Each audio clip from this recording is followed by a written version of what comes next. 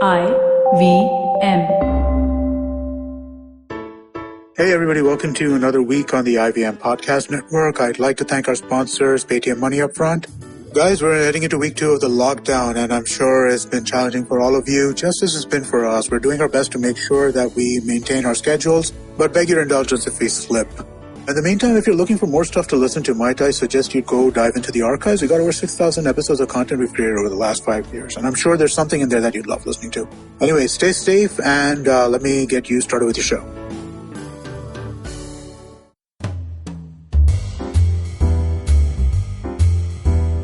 Welcome to Absolutely Right.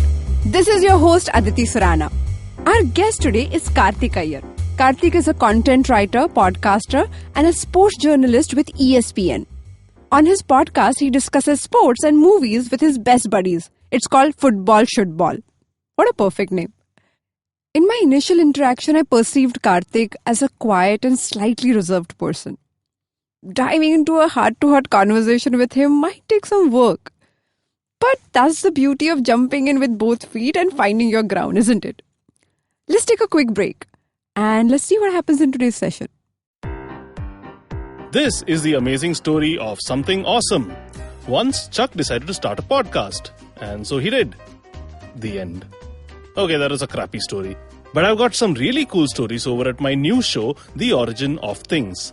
On this podcast, I look at the stories of how brands came into being and sometimes evolved out of quite unexpected circumstances. And to make it really fun, I reveal the name of the brand and sometimes a category only at the very end. The show is 5 to 7 minutes per episode and perfect for trivia junkies and brand nerds, especially those with short attention spans. New episodes out every Wednesday on IVM Podcasts app or website, or any podcast app or site that you happen to prefer. End of story, they lived happily ever after. So today we have Karthik Iyer on the show. Karthik is a podcast host with IVM. Karthik's show is called Football Shootball, right? Correct, yes. So tell us about your show, Karthik. Hi, Aditi. Firstly, Hi. good morning. Good morning. Football Shootball is for football fans, for Bollywood fans, because the three boys do the show. Okay. We're old friends, me, Shivram and Gaurav Sapre. Okay. We were one day sitting, we usually sit on a couch and we chat about football. One day we had a phone with us, so we decided to record ourselves. By chance, we met Kavita and she's like, why do you want to sit on your couch and record it? Come to the studio and record it. So, nice. We're big football fans, we're big sport fans, we're big Bollywood fans as well. Okay. So we're out, I think it's every Wednesdays, sometimes Thursdays, our weekly episodes. So go check it out on the IVM network and any other major podcast platform. That you list. Yeah, you know the drill, right? I know the drill, I'm learning actually. I'm new, right? I'm learning the drill. Any other platform you listen your podcast from. So tell me why sports, and I know, boys are generally crazier about it than women, but sorry, such a stereotypical concept. Sorry girls. So what is the idea? Why were you so fascinated that you decided a career in sports journalism? I don't know. I guess it's playing. So sport is for me is a lifestyle. Okay. And it should be one. So I never, even in school, I used to study in Bombay only. In state board in Bombay only. Okay. So there was the norm of going for tuition classes. Right. All of us went. I didn't. You didn't? No, my dad never forced me to. So neither my dad nor my mom ever forced me to go for a tuition class. So I was I used to be down most of the time and finding various groups to play who didn't have their classes. Right. So I grew up with that, and it's been fun once you get into a game. So I enjoy cricket, I enjoy football, I enjoy any other sport. Okay. Probably barring golf. Okay. I don't think I can get with golf. Okay. But yeah. Until you play it. You never know. Yeah. Until I play it. Yeah. I think playing would be fun, but I think I need to make a lot more money to play golf, to be able to afford to go on. The whole process to be there is expensive, I agree. No, that's true. So that's why sport, and then in this day and age, you're lucky enough that you can make money out of a living out of working in sports. So that's what I do. I currently work with ESPN. Okay. Yeah. So the format of my show here is where I would look at your handwriting, talk to you about, I would ask you certain questions, and you can talk about your situation in life, how you deal with it, what are your hacks, and if you have any questions, you can ask me. For sure. Yeah? So do you have any questions for me before we begin? I don't currently know, but I was told to write a para, so I think that paragraph is in front of you. And you have done it very diligently. It's So you have smaller handwriting than most average handwriting people. That means generally, and I say this again, a stereotypical comment, but South Indians, culturally are the people who would not go out there and like talk to people. Okay, introverted. Introverted. Also, like their space around themselves is like protected. Oh yeah. They would not jump in and like begin the conversation. A Punjabi at a party, you would know when the person walks in, which is also stereotypical, but most of the people, I use it as a handwriting size example. So if I can interrupt, yes, please. Aditi, you kept saying stereotypical. I think this is the third time. Fifth time. But I think stereotypes, the reason they're called that is they come from a certain level of truth somewhere. So I don't think you need to be so apologetic about saying stereotypical. I'm saying this because for me, handwriting and personalities are all about types. They create patterns, and once you start riding that wave of a pattern, you start exploring a person through that. Okay. So when I say, a South Indian person with a reserved space also shows the handwriting being smaller. So there is a pattern and a connection to that. So when you have anybody who is with a slightly smaller handwriting can know this about themselves, that they are not somebody who can jump into a social conversation with strangers easily. They take time. Once they are comfortable, when they feel that the other person has a kind of common ground to talk or something that they agree with, then you can open up. And then like for you, football, once you know that the other person is also into it, or Bollywood, you jump in and then you would speak a lot. But till you break the ice, it takes time. And that is how you are. It takes me days. It could take me days. And this is, at some level, I have been told, and I know this for a fact, that it comes across as a bit snobbish. People misunderstand that as being snobbish. I think it's misunderstood at some level. Sometimes I am snobbish. Okay. Like this, I don't think I'll make no bones about it. I am at times, but at sometimes, because that's interesting, because it does take an effort. I've always felt, even when I've joined a new school or a new college or a new master's college, it has taken me a few days even to speak openly with, say, even a roommate, for that matter. We're best friends currently. But initially it took time. Initially it would, and which is a natural process. Correct. For you, it is slightly longer. That's exactly what I was saying. So the thinking, at least that's what I believe when I think about this, and I know this for a fact, that I am like, let the other person open up first. It's kind of slightly shrewd in a way. You tell me your deepest, darkest, dirtiest secrets, and then I will say hi. I will think about whether we need to continue with this relationship or not. But yeah, you mean friendship? Yeah, like not even like a deep relationship. Yeah, just a friendship. Yeah. Okay. So one interesting part that I was pondering about, that once you open up or you become friends with people, you have friendships for years to come. You take time, but once you're in there, you nurture those relationships. You accept people a lot. So whatever happens in the beginning of the relationship or friendship, or how you break ice, are separate things. But when you're in there, you are truly available for those friendships or relationship. Yeah, and you fight with them for that relationship a lot. Like if you don't agree, you're that friend who would say it, who will call out on the bullshit. You're like not somebody who would like hide it or try to be kind or flowery about it. You would say it for what it is. You're considering I have taken that much effort, they have taken that much effort to remain a friend of mine throughout my snobbery and all the initial stages. Yeah, so if they have survived through all the stages, why not? You might as well be a friend and not pretend to be one. Yeah. So either way, it goes both ways. Aditi, if we continue talking for the next 3-4 days, you may have a friend for life, and so will I. It is, my thinking is in that way, in terms of it. Again, you're saying very positive things, and I don't know if it's positive, but to me it is in a way, and so I can picture it, because the people that I've known, say today, we're in 2020, are the same ones who I've probably met in 2005 or 10. Wow. In this last decade, I think, considering I'm 30 now, so just to give context to anyone listening. So, in this last decade, it's obviously after college you meet fewer and fewer people, or at least you spend sustained time with fewer and fewer people. Also the true friendships in that sense. So I guess in a way, because we've got past that initial barrier and spent more time together, and I'm not someone who will open up very easily or be open to reciprocate someone else's words very, very easily. So I think it does hold true that once you make a certain bond with someone, you don't let it go without a fight. I don't know about you, but not about it's not a general comment. It is about you specifically. As a person, you're like that. So some people also have great college friends and they don't continue. Yeah. Right? They move away and then they do not keep in touch. You're that friend. Once you're a friend for life. Yeah. Which also means that if people do not communicate things with you, if they do not hold that space, if they decide to walk away, it's not easy for you. You take a lot of time for letting people go. Yeah. Have I? No, I'm trying to think now. If I ever had to try and face such a situation, maybe one time actually. Probably once that I can picture. Okay.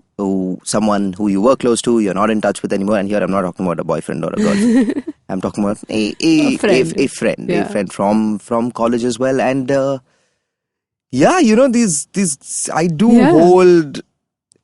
You can call it grudges. Why not? Yeah. Like you do hold. And sometimes my wife would tell me that when you talk about this person, suppose we talk about old stories all the time. There is that bit of bitterness in your heart for in your voice it comes out. I don't know how far in my heart it is, but it's at least there by voice. And I think I make it pretty obvious that I'm not the type who lets things go pretty easily. It doesn't mean I'm some vengeful. Of course.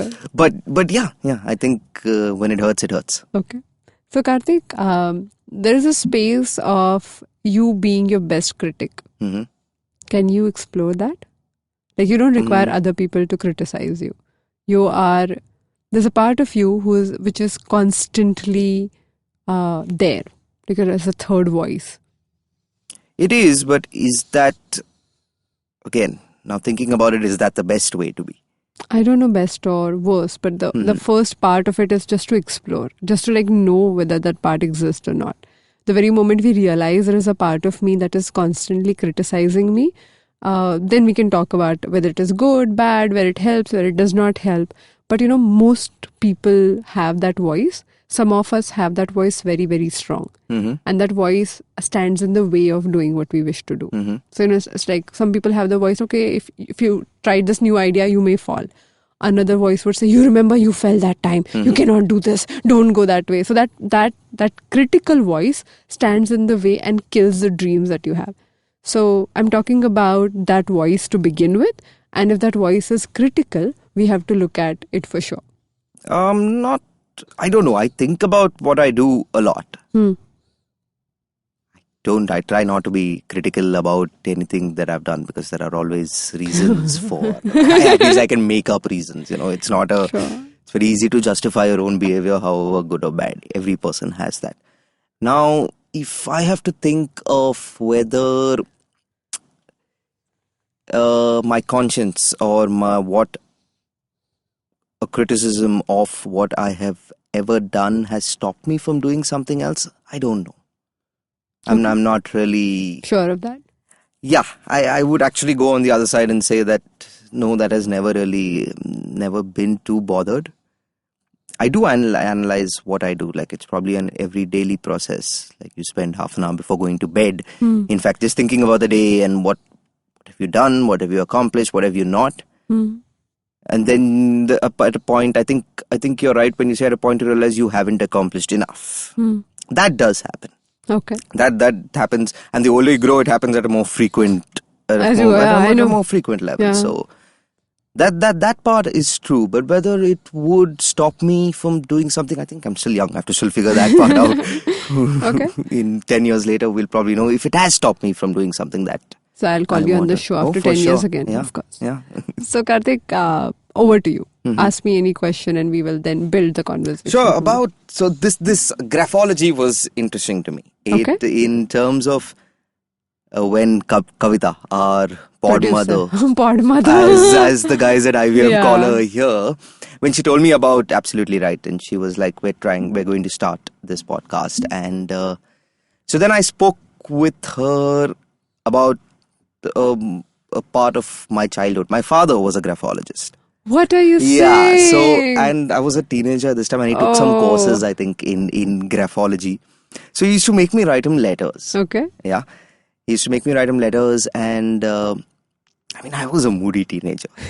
Okay. So he was based in Bombay, I was based in Bangalore and why I find this field interesting now, it's a bit personal. So my dad passed away a little while ago. Okay. After that, I look at those letters and the feedback that he's written on those letters. Written feedback. Yeah. So every letter, as a teenager, I was like, I cannot read this, Papa.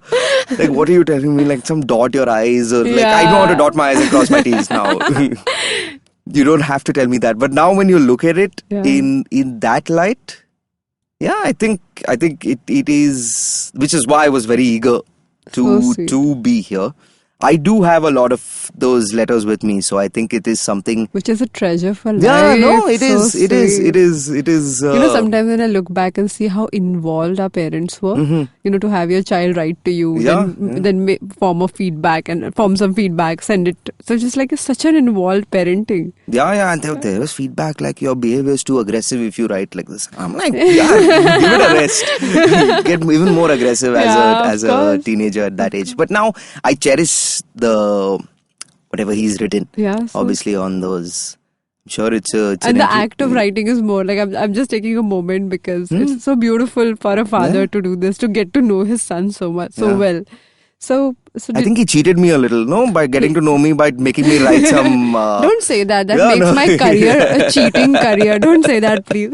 No, but here I'm coming voluntarily. There, I don't think he did it voluntarily. He just tricked you into writing your letter. Hey, you're in Bangalore, why don't you write me something? So, I think he was correct about dotting the I's and crossing the T's. It simply means that you have to pay a little more attention. And... So give me some form of thinking when you receive that feedback. How was it to receive that from your dad? I think I should, but my handwriting in school, people keep telling you to change constantly. For your good-looking handwriting. Yeah, and I could never get it. So I have this thing about good-looking handwriting. I always tell people that, do you think a good-looking person will become a great spouse? They said, not necessarily. I said, same is applicable to your handwriting. If your handwriting is good-looking, that does not mean anything about it. But then now, considering this is a podcast and people can't see it, but the way I do write is I write a lot of individual letters. Oh, you do? Yeah. So I was never able to write in a flow. Right. Like a complete. I always thought I'll write this way, write that way, but nothing ever worked out. Okay. I always felt childish. So because your handwriting is more disconnected. So disconnected handwriting is considered, technically, because all of us followed British way of writing, which is cursive and convent style and all of that. But for Indians, disconnected writing is a better writing. I'm saying this very, very clearly because it is more intuitive. It's more innovative. We also have this Indian concept of jugaad, that we try to create fixes in everything. That comes from your disconnected writing.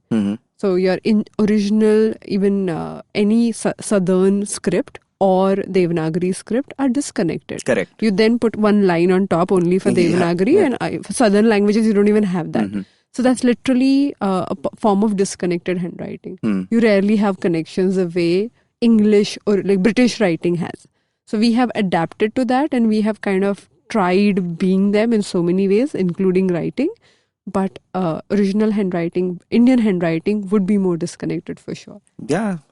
Which is, I think, part of who we are. So I guess so. But so handwritings are culturally driven. So you literally have different cultures representing different strokes and styles in handwriting. So your handwriting, as I was saying, is more South Indian. It is more disconnected. It's smaller in size. It is, with heavy pressure. So many things which are like very southern kind of writing. No, style. absolutely. My handwriting, I know, is small. And then for anyone listening, Aditi comes and tells me, write a full page. And I'm like, it's going to take me half an hour to fill up this page. So at the halfway stage, we are like, okay, this is... done. Enough. I think we are getting late for this. No, but I've always written this way, I think, since the longest I know. And... the other thing, I don't know if graphology covers this or not. Maybe you can help me. Our signatures. Yeah, of course it does. Of course it does. Okay. So every bank account I open, Yes. any bank account I go to, I get abused. Oh. And I have to sign, you know those forms that come, your signatures don't match? 35 times, 40 times, that one? So I have to keep signing and they're like, this is never going to work. So I keep doing, even if I have to go deposit some money, they'll be like, sir, signature is not matching. But then in this day and age, they look past it because I am physically standing there. So I'm like, I'm right here. Yeah, I can't help it. But that is one thing I have never got. And I've seen people having these awesome signature. I mean, so to your relief, I must say this, that nobody's signature, and I mean nobody's signature, is identical. You mean when a person does it twice? Or Any time you sign and then you pick up your pen and you sign even after 1 second or 5 seconds, your signature won't be identical to a technical, like for me as a graphologist or a technical mind or somebody who's trained into it, it's always different. But if your signature does not match in the bank, that means it is so far away from one another that it feels inconsistent to them. That to me, that trait would be that you are highly curious. Okay. So you keep jumping from one point to another, and when you're involved in something, you get absorbed in that idea, that thing, that project. So literally, when you come out, you're in a way colored differently. Then you get into something else, you're colored differently, and you love that experience. As a person, you love to jump in, like give your 100%, experience something fully, and then make up your mind about it. You would not make up your mind on a periphery. You would not make up your mind based on other people's opinions and ideas. You're like, I'll see how it works for me. I'll give it a shot if I'm interested. But I will give an honest, complete shot to it. Now, when you do that as a life process, it changes you, alters you every now and then. And you do that a lot. So thereby you change a lot, and thereby your signature changes a lot. Also, signature is your public image. So being a reserved person, you do not always feel comfortable working with people, dealing with people, talking to people all the time. So you have created this public persona, which is your go-to image that you jump into to feel comfortable with them. All of us have that. To the degree that you have, you try changing it every now and then. No, I do a lot of theatre acting as well. So I think it comes from... So this is literally like responding. In acting, we have this concept about being... I remember my acting teacher spoke about this, that anytime you get into a scene, you literally negotiate the space between that conversation. So it's never like a decided mind. So you do that a lot in practice everywhere you go. So in public scenario, you're constantly negotiating. That changes your public persona, and thereby a signature which represents your public persona. No, it would be, to be very honest. Again, what I'm sitting here and showcasing with you as well, I probably won't behave like this outside, sitting with you outside as well. It is because there's a mic here and because we're mic'd up and all. So on that level, and I had two more things to say actually from what you... based on what you were saying as well about making your own opinions. This I feel is extremely true. Okay. I was not able to put it in words until pretty recently, where for anything, I think it's extremely important to, even if it's a small thing as a movie. Okay. And you'll get a lot of reviews saying Bhagi 3 sucks. If you really want to know whether Tiger Shroff is good or not in that movie, you have to watch it and form your own opinion. Wow. There is no other way. You may enjoy a reviewer, and I do quite a few of them, but to know for yourself whether you want to give it's good or not, because you and that reviewer, he or she, will not think the same. True. So you have to form your own opinions about everything. And if you do not have knowledge about said subject, you are not going to be able to form an opinion about what you want. And then I would rather be someone who doesn't have an opinion about that thing. And then that disassociation happens at that level. Like, I can't contribute to this conversation. Karthik, that's so interesting, because most of the time people believe that they can look at few reviewers and they can give Google a chance to feed them some information to have an opinion. So the struggle or the journey for people is towards forming an opinion as soon as possible. For you, you're actually speaking about the contrary approach. You're saying, no, I don't have to have an opinion.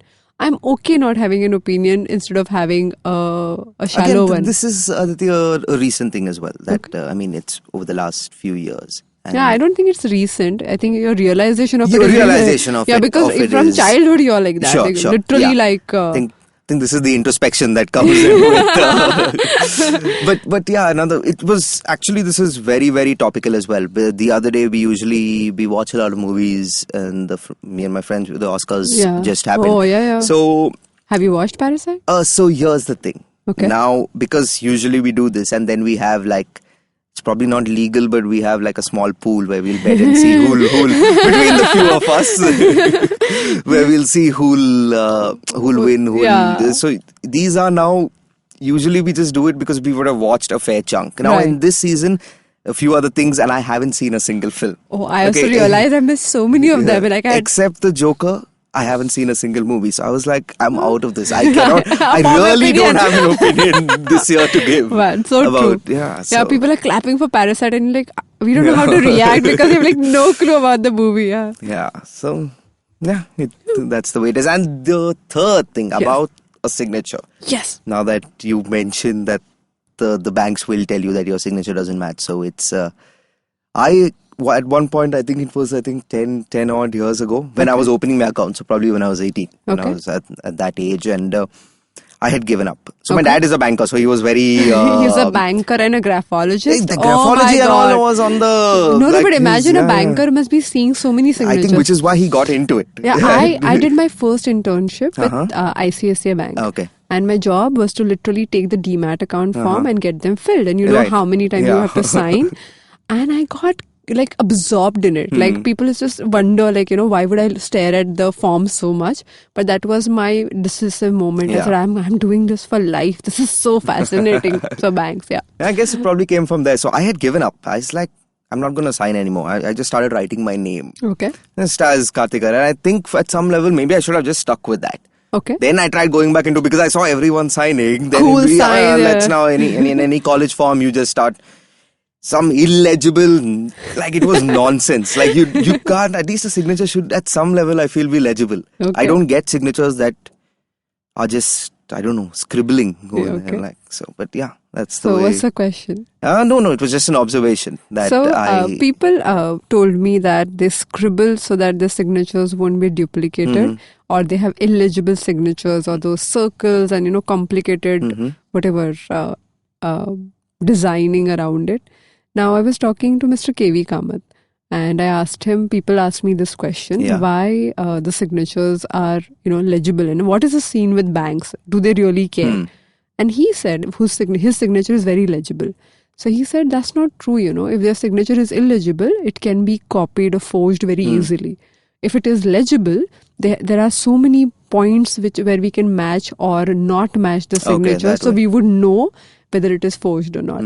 So it's actually contrary to the common belief that we have about signatures. Okay. So this is the illegible part. I think it came from just following the style. And I guess the idea that nobody should be able to copy. Or actually read. Because if you believe nobody can read, then they can't copy. However, your signature, if it is illegible, it is easier to be copied. Because then you're dragging, right? You don't give every letter the chance it requires to be formed fully.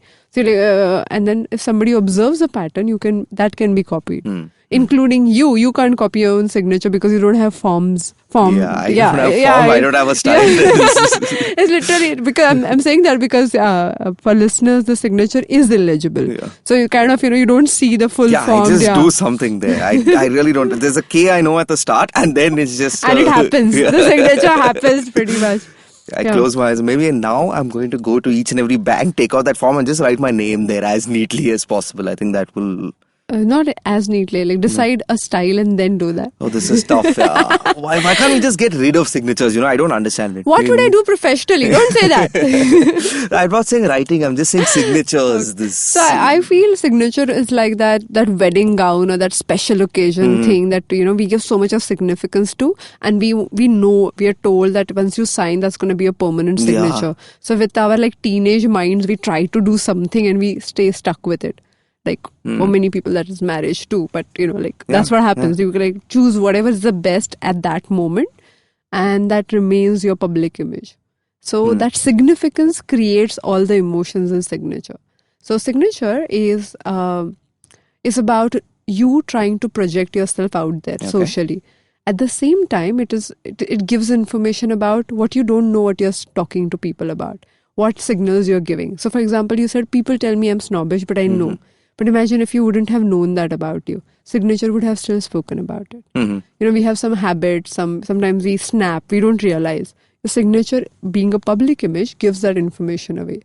So it's kind of very interesting space, but I see your point. Legally and otherwise, it's not important anymore. Yeah, I don't want to be sweating every time I write a check to someone saying ye to bounce hone wala hai. Like, or like it will come back for signature and they make you pay for it, right? Okay. Anyway, so just one more thing, if you'll indulge please. Me.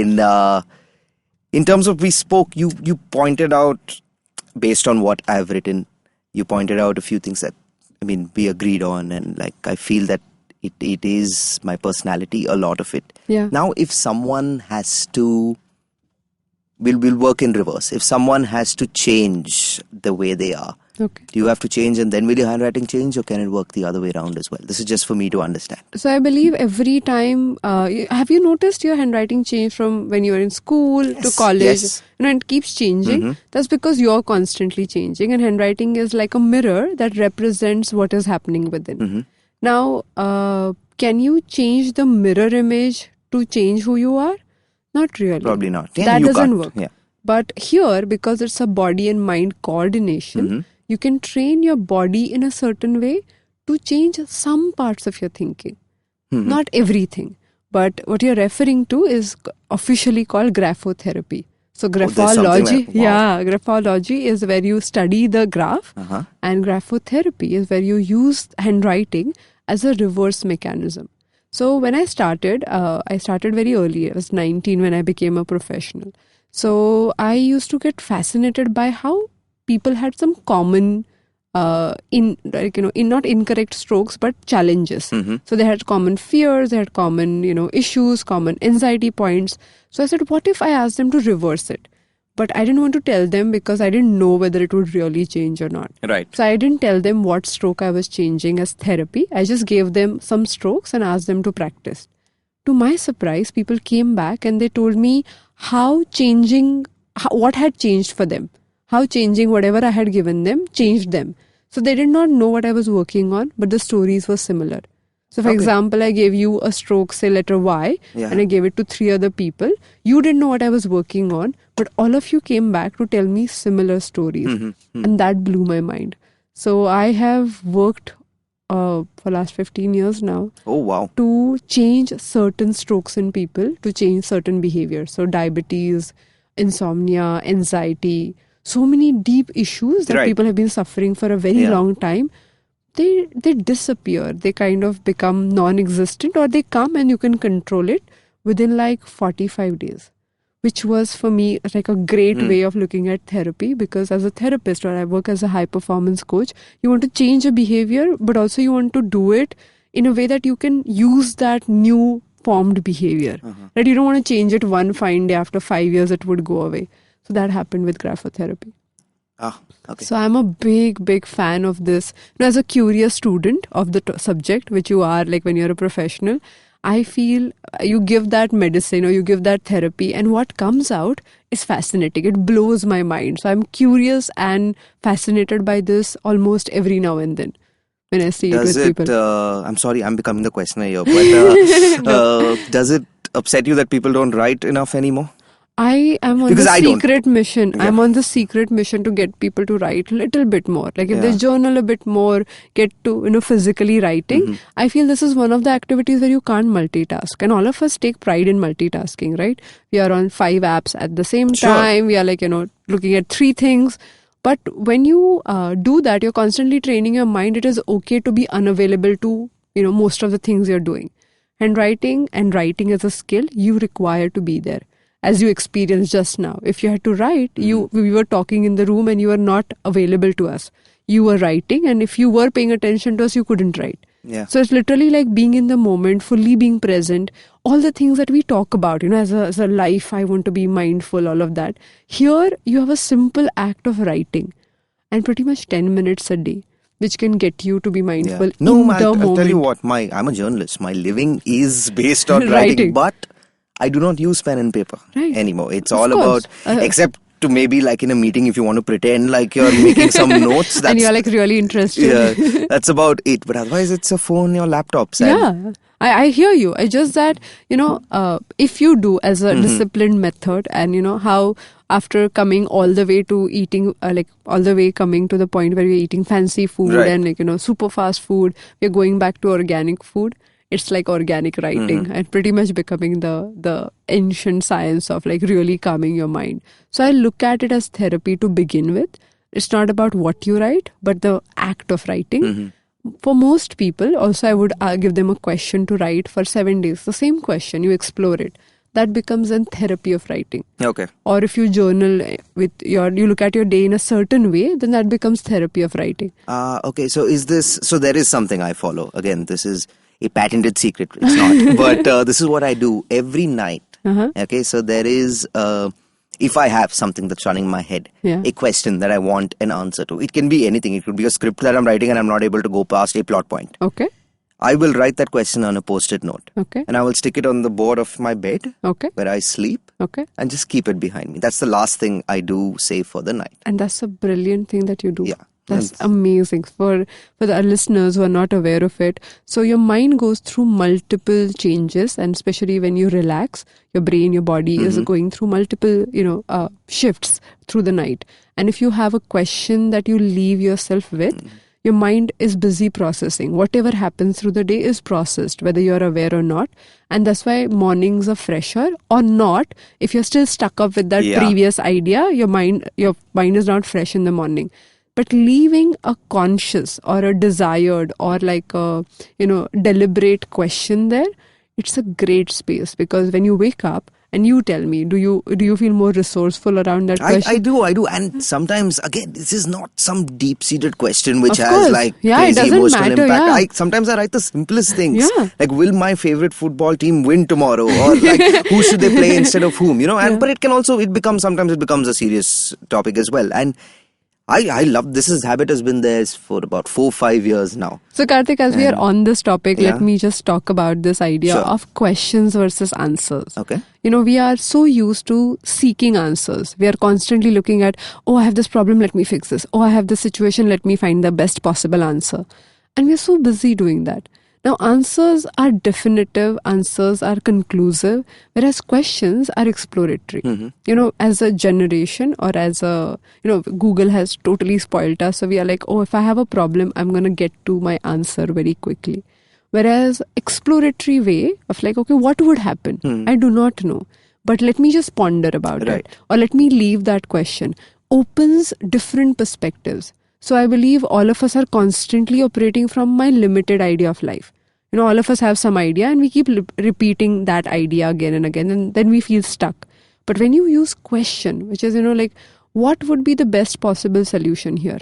Not like, is this a best possible solution? When you say what would be, you're open to any best possible solution. You say, what should be my approach to solve this problem?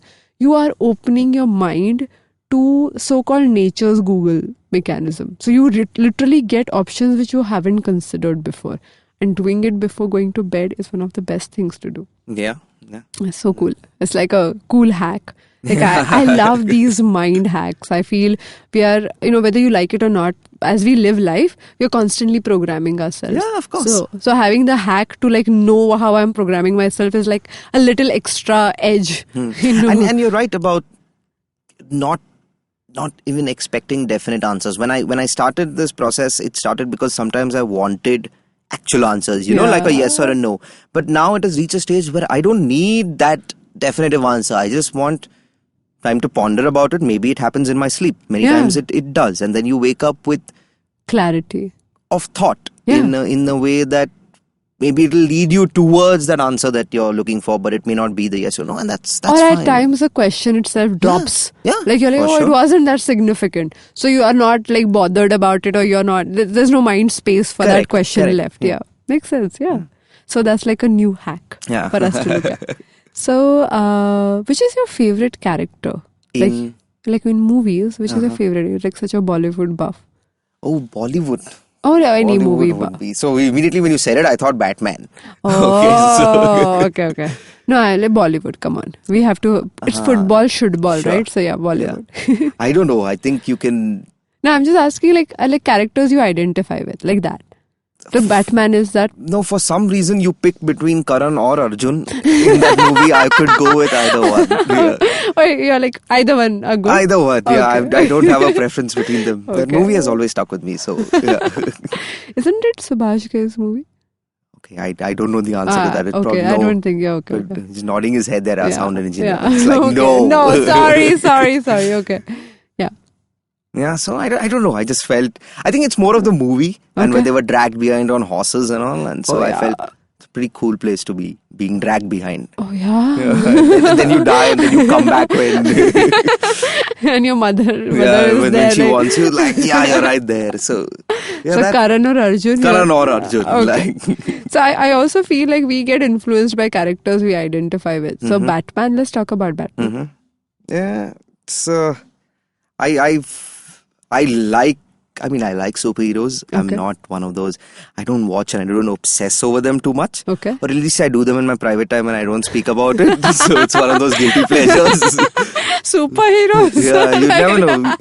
Like you shouldn't go through Google search history on my phone. Yeah, okay, alrighty then. Yeah. You'll find like superheroes. But I've liked the story. I've always liked the fact that it was so corny and cheesy earlier, and I liked him then as well when it used to have those bat nipples, where the entire costume and there were those two nipples that were on the outside. But I think George Clooney used to wear the costume at that point. So I liked him from then, and just because it became darker and cooler, now the love only increases towards that particular character. But yeah, I mean, about personality wise, when I look at it, I start looking for flaws only. Okay. I like to start off with, like the other day, another famous franchise, Harry Potter. A couple of my friends are now starting to diss those characters. Like we have read it when we were kids. Yeah, that time we fell in love and now you're like, overrated. He's an idiot. He doesn't do anything. His friends help him out the entire time. Hermione!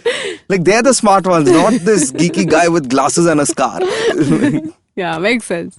So that's what is happening now. That's part of growing up. Yeah. So Karthik, do you have any other question for me that I can answer? Particularly no. Okay. No. So I'm going to leave you with 2-3 points to think about. So the first point that comes to my mind is when you begin a project, the excitement levels are much higher.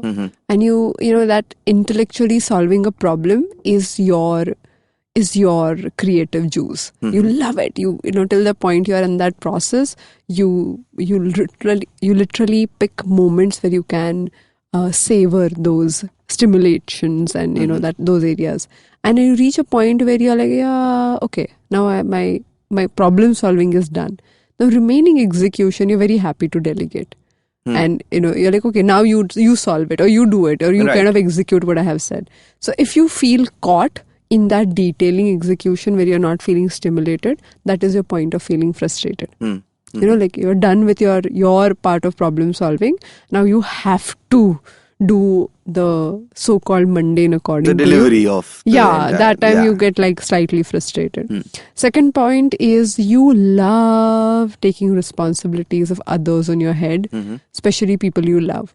And you kind of like, if you want to be responsible, a great friend, great spouse, you know, be there, you would do everything it takes to deliver. So it's exactly opposite of what I said.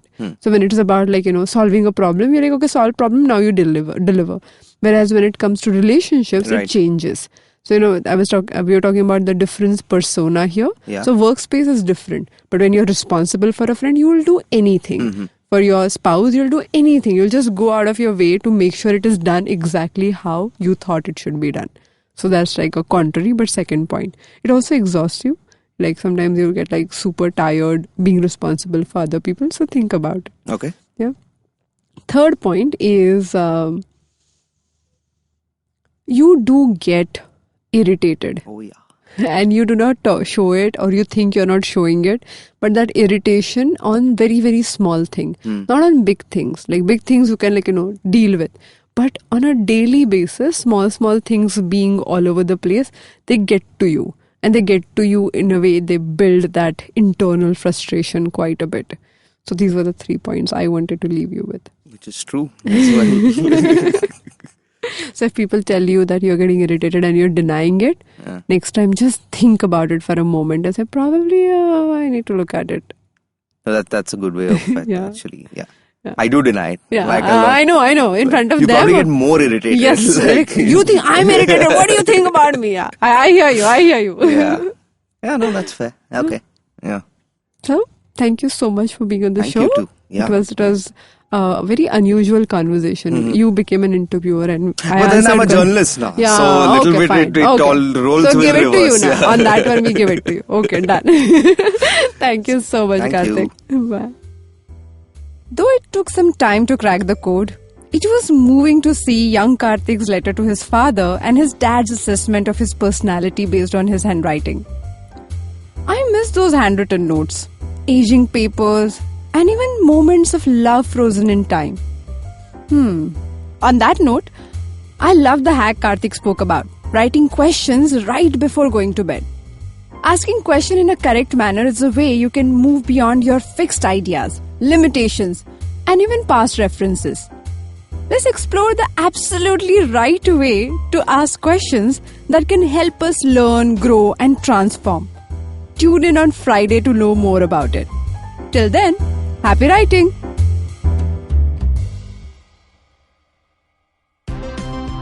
Look! Up in the internet! It's a meme! No! It's a cat video! No! It's the Geek Fruit Podcast! That's right, we interrupt this riveting broadcast to tell you about our show, the Geek Fruit Podcast, where Tejas, Dinkar, and I, Jishnu, talk about everything in pop culture, including DC, Marvel, Star Wars, Netflix, and everything in between. You know how your friends hate it when you ramble about some nerdy crap and you just want somebody to listen to you? Well, sorry, there's nothing we can do about that, but come listen to us ramble and it'll almost be like the real thing. Kind of. Listen to new episodes of the Geek Fruit Podcast every Monday and the Geek Fruit Bulletin every Thursday on iTunes, Google Podcasts, the IVM app, or wherever you listen to podcasts. Happy listening, you nerds.